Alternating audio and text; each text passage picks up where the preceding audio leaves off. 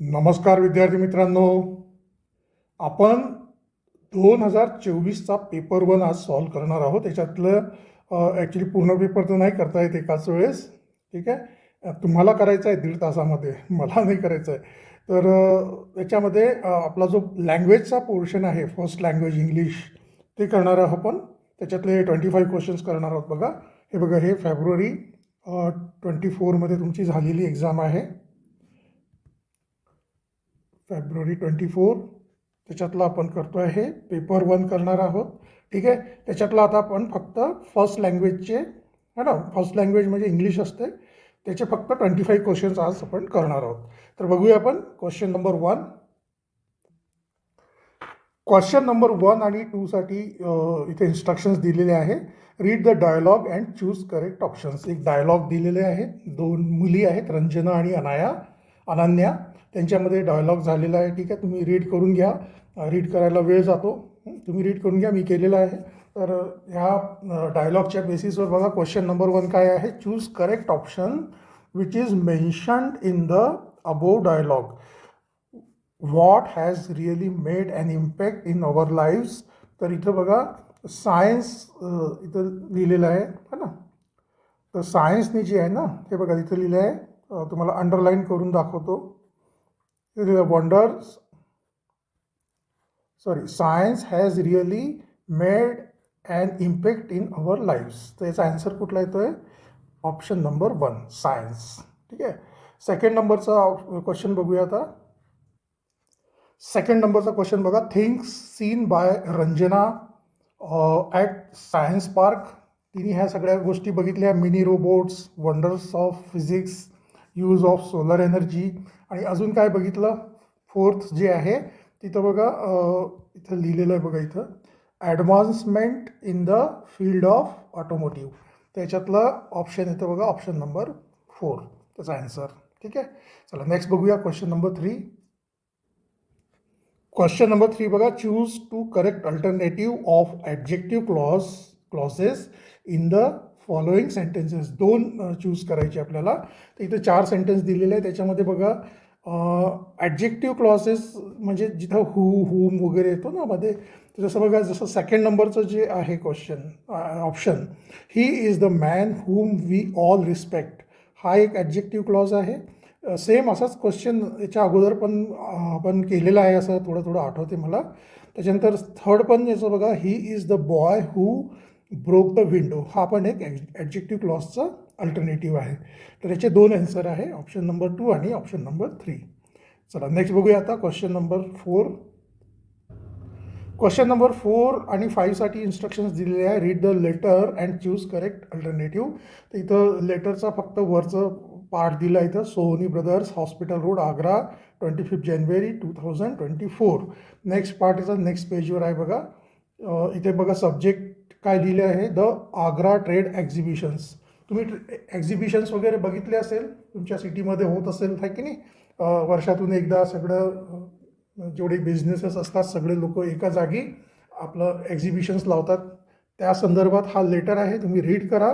ठीक आहे. Letter read करायला वेळ जातो, तर मी रीड केलेलं आहे ऑलरेडी. त्याच्यामध्ये बघा क्वेश्चन नंबर 4 काय म्हणतो.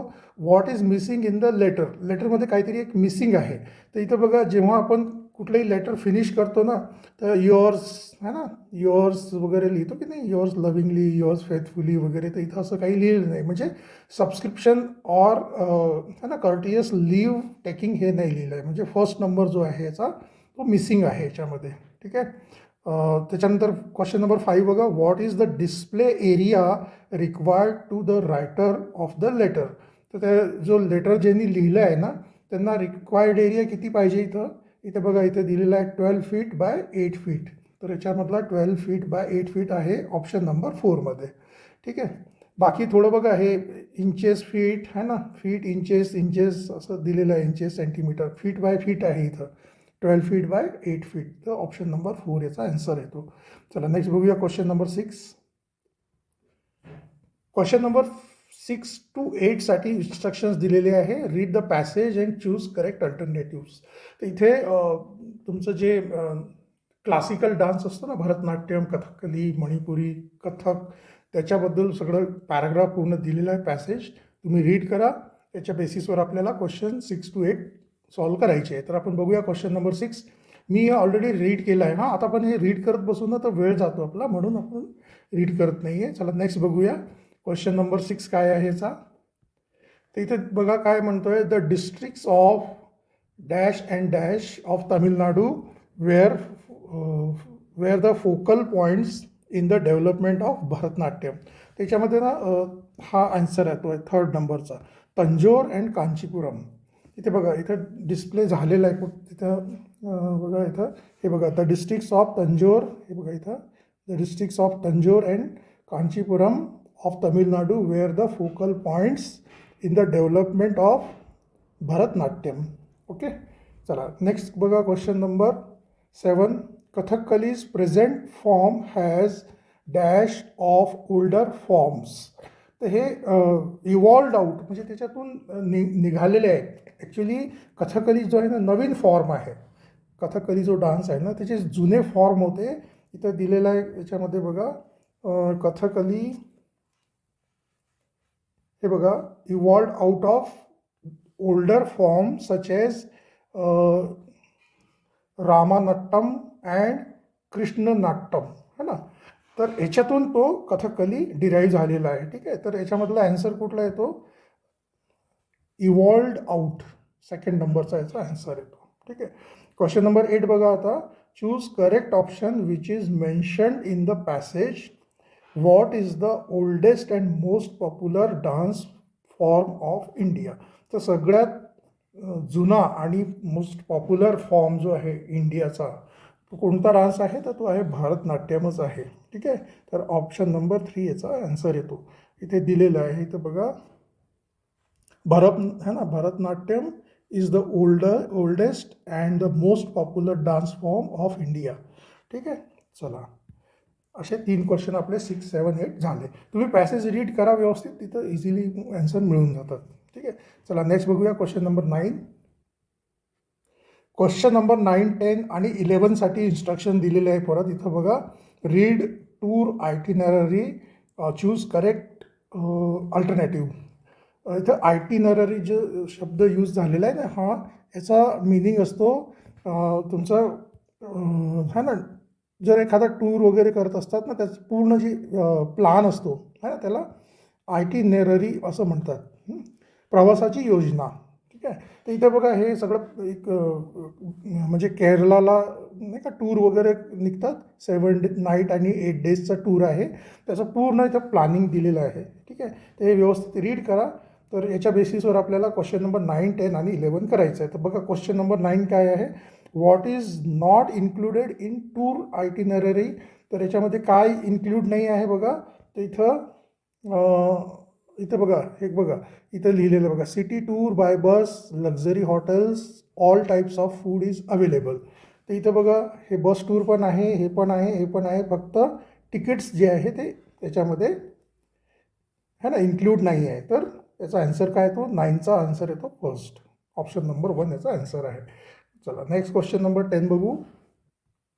क्वेश्चन नंबर 10 बघा, choose correct alternatives of what is dash mentioned in the passage. Tour is suitable for. तर इथे बघा, इथे टूर इज सुटेबल फॉर इथं लिहिलेलं आहे, suitable for young travellers and senior citizens. तर इथे बघा वुमन, चिल्ड्रन, गर्ल्स असं काही नाही दिलेलं आहे, सिनियर सिटीजन दिलेलं आहे. त्याचा 10चा आन्सर आहे ऑप्शन नंबर 3. त्याच्यानंतर क्वेश्चन नंबर 11 बघा, the striking features of Kerala are old temples, comma dash beaches, comma scenic backwater, comma colonial town, comma splendid monuments, comma varied wild life. त्याच्यातला कुठला येतो बघा, याच्यातला आन्सर आहे ऑप्शन नंबर 4.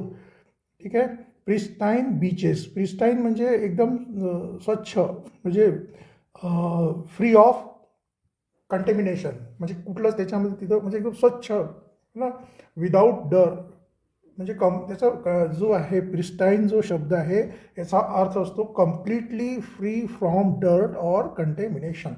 ठीक आहे, तर इथे बघा इथं लिहिलेलं आहे, इथे लिहिलं आहे बघा, हे बघा old old temples, pristine beaches, scenic backwater, colonial town, splendid monuments, varied field life, है ना. तर त्याच्यातलं आपल्याला हे विचारलं होतं. ठीक आहे. त्याच्यातला ॲन्सर कुठला येतो? Option number 4. बघा नेक्स्ट बघा question number 12. Find out meaning of underline non English word. इथं नॉन इंग्लिश वर्डचं जो आहे, जसं इथं लिहिलं asanas should be practised in a clean airy and well lit room, है ना. म्हणजे आसन जे असतात ना, आसन करतात ना, तर ते कुठे करायला पाहिजे? एकदम स्वच्छ, हवेशीर आणि प्रकाश असलेला जो रूम असतो तिथं गेलं पाहिजे. तर इथं आसन जो आहे याचा अर्थ काय आहे? त्याचं मिनिंग हे नॉन इंग्लिश वर्ड आहे आसन, है ना. तर आसन कधी करतात? जॉगिंगमध्ये तर करत नाही, रनिंगमध्ये करत नाही, प्रॅक्टिसमध्ये करत नाही. जेव्हा आपण योगा करत असतात ना, तेव्हा आसन असतात, योगासन, है ना. वेगवेगळे आसन असतात योगामध्ये. तर हे जे अंडरलाईन वर्ड आहे आसन, त्याचा है ना, अंडरलाईन वर्डचं मिनिंग योगा पोझिशन आहे. ठीक आहे. चला नेक्स्ट बघूया क्वेश्चन नंबर 13. क्वेश्चन नंबर 13 बघा. Choose correct alternative of noun phrase. आता हे नाऊन फ्रेज काय असते? नाऊन फ्रेज म्हणजे group of 2 or more words containing noun. त्याच्यामध्ये नाऊन असतो आणि फक्त एकच वर्ड नसतो, 2-3 वर्ड मिळून, है ना, त्याच्यामध्ये नाऊन कंपल्सरी असतो आणि तो स्वतः पूर्ण जो वर्ड आहे, ग्रुप ऑफ वर्ड आहे, तो नाऊनसारखा काम करतो. तर इथं जो लिहिलेला आहे ना, अ ब्ल्यू क्रॅब, है ना, हा नाऊन फ्रेज आहे. तर याच्यातला ॲन्सर कुठला येतो? ऑप्शन नंबर 3, है ना. A blue crab crawled sideways across the beach. त्याच्यामधला नाऊन फ्रेज कुठला आहे? 3rd नंबरचा आहे. आता क्वेश्चन नंबर 14 बघा. क्वेश्चन नंबर 14मध्ये बघा. Choose correct option for underlined word. Rats and mice ran here and there all over Dick and kept him awake. तर याच्यामध्ये जे रॅन हिअर अँड देअर म्हणजे इकडे तिकडे असे धावणे, हा ना, म्हणजे कुठलंच म्हणजे डायरेक्शन नसते, कुठे पण धावतात. त्याचा जो 4 जे ऑप्शन्स दिले ना, त्याच्यामध्ये 2nd नंबरचा जो वर्ड आहे स्कॅम्पर्ड, है ना, स्कॅम्पर्ड जो असतो ना, त्याचा अर्थच होतो रेन हिअर अँड देअर. त्याचा आन्सर आहे ऑप्शन नंबर 2. नेक्स्ट बघा question number 15. In COVID pandemic WHO gave all instruction how to take care of our selves. तर इथं WHO, आता इथं ॲक्च्युली मिनिंग विचारलं आहे इथं आपल्याला, याचा लॉंग फॉर्म विचारलेला आहे. त्याच्यातलं हे जे 4ही ऑप्शन आहे त्याच्यातलं 4th नंबरचं ऑप्शन बरोबर आहे. ठीक आहे ना. है ना. WHOला हे पहिलं लेटर कॅपिटल लिहायचं आहे. हे पण आहे वर्ल्ड हेल्थ ऑर्गनायझेशन, पण याच्यात हे स्मॉल लेटर यूज झालेले आहेत. ठीक आहे. हा 4th नंबरचा करेक्ट ॲन्सर आहे याचा. त्याच्यानंतर बघा next question number 16. The sum is difficult but dash work his सम.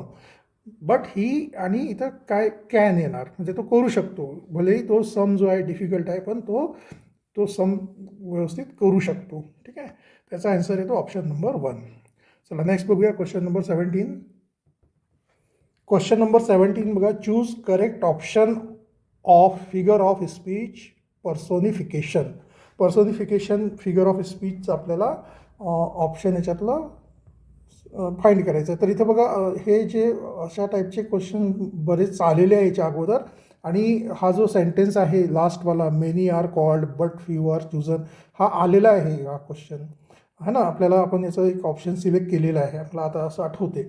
तर ह्याच्यामध्ये तुम्हाला थोडं माहिती करून घ्या. व्यवस्थित माहिती नसेल तर फिगर ऑफ स्पीच कुठले कुठले असतात, तर त्याच्यामध्ये बघा मेटाफोर, सिमिली, पर्सोनिफिकेशन, अँटिथेसिस, आहे की नाही, अशा टाईपचे फिगर ऑफ स्पीच असतात.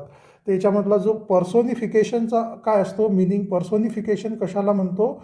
जर एखादी है ना नॉन लिव्हिंग थिंग आहे आणि त्याचं कम्पॅरिझन म्हणजे ह्युमनसारखं करतात, है ना, तर त्याला आपण पर्सोनिफिकेशन म्हणतात.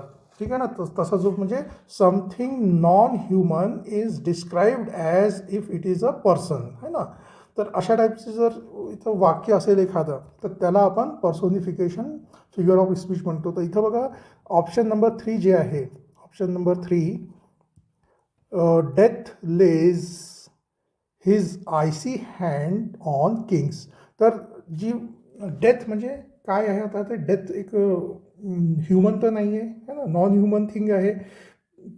तर त्याच्यामध्ये कसं दाखवलेलं आहे, लेस हिज आयसी हँड, म्हणजे डेथ जी आहे ना तिला असे हात आहे आणि हात जे आहे ती राजाच्या है ना, त्याचे आयसी म्हणजे थंडगार हात जे आहे ना राजावर ठेवते ती. असं लेज म्हणजे असं ठेवणे है ना, प्रेमाने ठेवून असं हे करणे. तर हे असं एक ॲक्च्युली हे जे फिगर ऑफ स्पीच आहे ना, हे तुमचे जे लिटरेचर असतो, जो साहित्यिक भाषा म्हणायला पाहिजे, जसं मराठीची साहित्यिक भाषा आहे तसं इंग्लिशची पण साहित्यिक भाषा असते ना, त्याच्यासाठी हे सगळे फिगर ऑफ स्पीच वापरले जातात. म्हणजे एखादी गोष्ट सरळ सरळ म्हणल्यापेक्षा काहीतरी थोडंसं आहे ना अलंकारिक वेमध्ये म्हणल्या जाते, त्यावेळेस ते फिगर ऑफ स्पीचचा वापर करतात. ठीक आहे ना. तर याच्यातला ऑप्शन येतोय, आन्सर येतोय ऑप्शन नंबर 3. आणि बाकीचे पण बघा तुम्ही, हे जे आहे जसं camel is the ship of desert, हा कुठला आहे, हा मेटाफोर आहे, मेटाफोर, मेटाफोर. त्याच्यानंतर words are like leaves and where, तर हे सिमिली है ना, सिमिली टाईपचं हे आहे. त्याच्यानंतर हे तर झालं personification, many are called and but few are chosen, तर हे झालं तुमचं अँटीथेसिस, अँटीथेसिस. हा आलेला आहे आपल्याला की choose correct option of figure of speech antithesis, अँटीथेसिसमधला मग हा आपण ऑप्शन निवडला होता. आता मला आठवत नाही एक्झॅक्ट कुठल्या वर्षाच्या ह्याच्यामध्ये आहे, पण आला होता. तर हा जो आहे फिगर ऑफ स्पीचचा पण एक क्वेश्चन असतो, तर तुम्ही याचा चांगला अभ्यास करून घ्या. ठीक आहे. चला नेक्स्ट बघा क्वेश्चन नंबर 18. क्वेश्चन नंबर 18 बघा, which type of synthesis is used in the following sentence, choose correct option. Being tired of play, Atharva sat down to rest, है ना, तो खेळून खेळून थकला म्हणून तो खाली बसला. तर याच्यामध्ये ना प्रेझेंट पार्टिसिपल यूज झालेला आहे, बीइंग टायर्ड ऑफ प्ले, है ना. तर याचा ऑप्शन जो आहे आन्सर येतो आहे ऑप्शन नंबर 3, याचा आन्सर येतो आहे बाय युझिंग पार्टिसिपल. नेक्स्ट बघा क्वेश्चन नंबर 19. क्वेश्चन नंबर 19 बघा, choose correct option of exclamatory sentence. तर इथे एक सेंटेन्स दिलेला आहे, त्याला आपल्याला एक्सक्लेमेटरी बनवायचं आहे. The moonlight very sweetly स्लीप्स upon this bank, हा सिम्पल सेंटेन्स दिलेला आहे. तर यालाच आपण जर है ना एक्सक्लेमेटरी म्हणायचं असलं तर आपल्याला थोडं आश्चर्य करून म्हणावं लागेल, how sweet the moonlight स्लीप्स upon this bank. याचा जो आहे ऑप्शन नंबर 4 जो आहे तो याचा आन्सर येतो आहे. ठीक आहे. आणि एक्सक्लेमेटरी साईन लास्टला लावायचं आहे, तसं तर सगळ्यालाच लावलेलं आहे, पण याच्यामध्ये लास्टवाला ऑप्शन बरोबर आहे. चला नेक्स्ट बघा question number 20. Find out the type of conjunction used in the sentence. Though he is suffering much pain yet he does not complain. तो खूप त्रास सहन करतो आहे, ठीक आहे ना, तरी पण तो कंप्लेंट करत नाही आहे. तर इथं कुठल्या प्रकारचं जो कंजंक्शन आहे, कंजंक्शन म्हणजे काय असते, असं जोडतात दोन वाक्यांना, है ना. तर इथं कुठलं कंजंक्शन यूज झालेलं आहे, को रिलेटिव्ह कंजंक्शन, है ना. ऑप्शन नंबर 1 याचा आन्सर आहे. 20चा ऑप्शन नंबर 1 आन्सर आहे. आता हे को रिलेटिव्ह कंजंक्शन काय असतात, जसं तर इथे जे आलं ना दो आणि यट, हे कंजंक्शन आहे जो तो को रिलेटिव्ह आहे. असंच तुमचं बघा कुठले असतात, आयदर ऑर, निदर नॉर, है ना, नॉट ओनली बट ऑल्सो, हे जे असतात ते को रिलेटिव्ह असतात. त्याच्यानंतर अजून बाकीचे तुम्ही बघा, हे कोऑर्डिनेटिव्ह है ना, कोऑर्डिनेटिंग कंजंक्शन कुठले असतात, ज्याच्यामध्ये है ना अँड, बट, ऑर वगैरे ॲज है ना असतं, त्याला कोऑर्डिनेटिंग कंजंक्शन म्हणतात.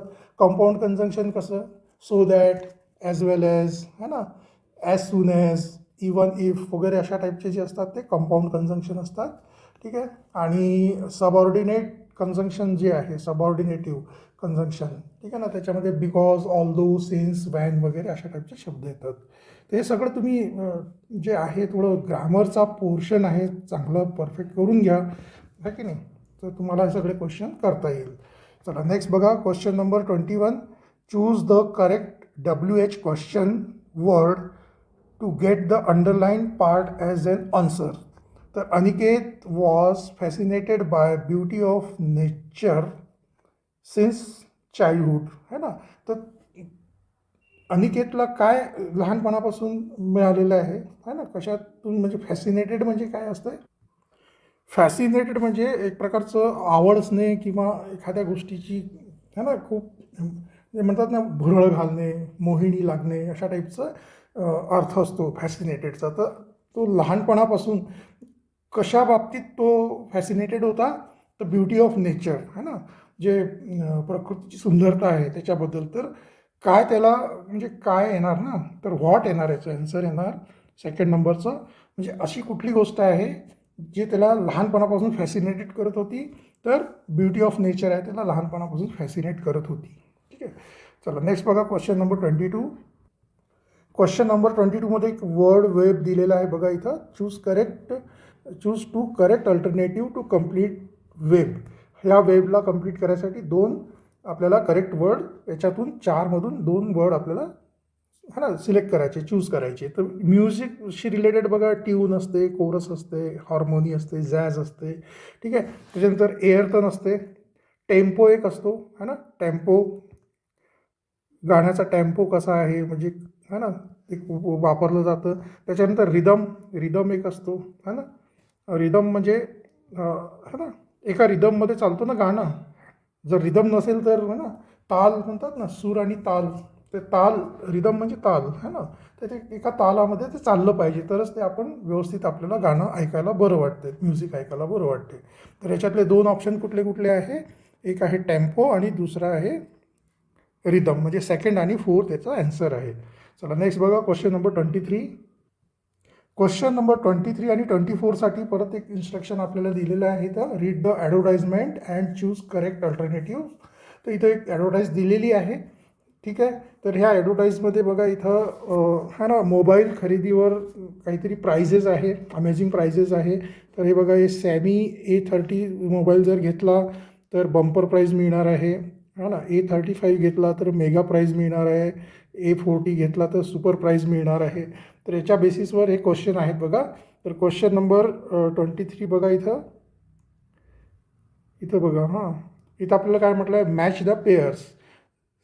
इथे कॉलम एमध्ये दिले आहे, तिन्ही मोबाईलचे मॉडेल दिलेले आहे आणि बीमध्ये त्यांचे प्राईस दिलेले आहे. तर सॅमी A30 जर आपण मोबाईल घेतला तर काय मिळणार आहे आपल्याला? Bumper price. म्हणजे फर्स्टची मॅच काय आहे? बी. फर्स्टचं काय आहे? बी है ना, बंपर प्राईज मिळणार आहे. त्याच्यानंतर A35चं काय आहे? मेगा प्राईस, म्हणजे याचं आहे ए है ना. फर्स्टचं पेअर काय आहे? बी. सेकंडचं आहे ए आणि थर्डचं काय आहे? सुपर प्राईस है ना, A40चं, तर याचं सी येणार. तर BAC, फर्स्टचं बी, सेकंडचं ए आणि थर्डचं सी, म्हणजे ऑप्शन नंबर 4 याचा आन्सर आहे. अगदी सोपं आहे. काय इथून बघायचं, इथं लिहायचं आहे है ना. याच्यात काही डोकं लावायची गरज नाही, काही पाठ करायची गरज नाही.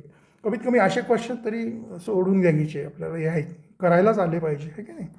कारण बाकी थोडंसं ग्रामरमध्ये थोडा प्रॉब्लेम होणारच आहे. कारण ग्रामर, खरं सांगतो मी, सगळ्यांचा तो इंग्लिश ग्रामरमध्ये खूप प्रॉब्लेम असतो.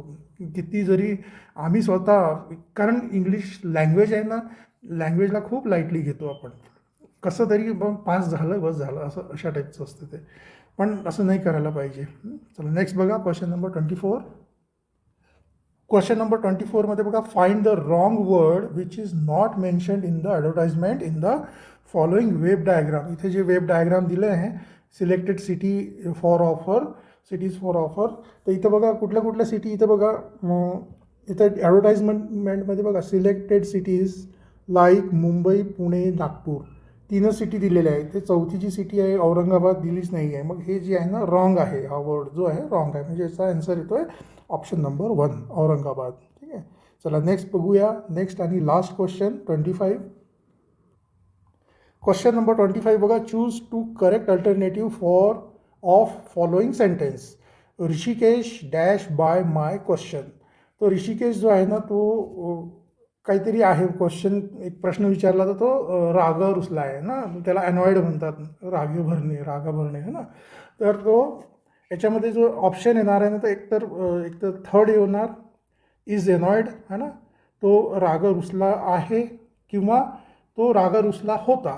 Rishikesh was annoyed by my question, हे दोन्ही ऑप्शन याच्यामध्ये येऊ शकतात है की नाही, इज अनॉइड आणि वॉज अनॉइड. तर याचे ॲन्सर आहे ऑप्शन नंबर 3 आणि 4. तर ठीक आहे, अशा प्रकारे आपले 25 क्वेश्चन झाले इंग्लिशचे. ठीक आहे, नेक्स्ट व्हिडिओमध्ये आपण मॅथेमॅटिक्सचे फक्त 15 क्वेश्चन करू, कारण खूप सारे जर आपण 25 क्वेश्चन करायला बसलो तर खूप मोठा व्हिडिओ होतो आणि मला खूप त्रास होतो त्याचा मग. ठीक आहे, तर आपण फक्त 15 आणि लास्ट व्हिडिओमध्ये 20 असे करून आपण 50 क्वेश्चन त्याचे कंप्लीट करायचे आहे, है ना. मॅथ्सचे 50 क्वेश्चन्स असतात ना, 26 पासून 75पर्यंत टोटल 50 क्वेश्चन्स असतात आणि 25 क्वेश्चन तुमचे लँग्वेजचे असतात. ठीक आहे, तर भेटूया आपण आता पुढल्या व्हिडिओमध्ये. धन्यवाद.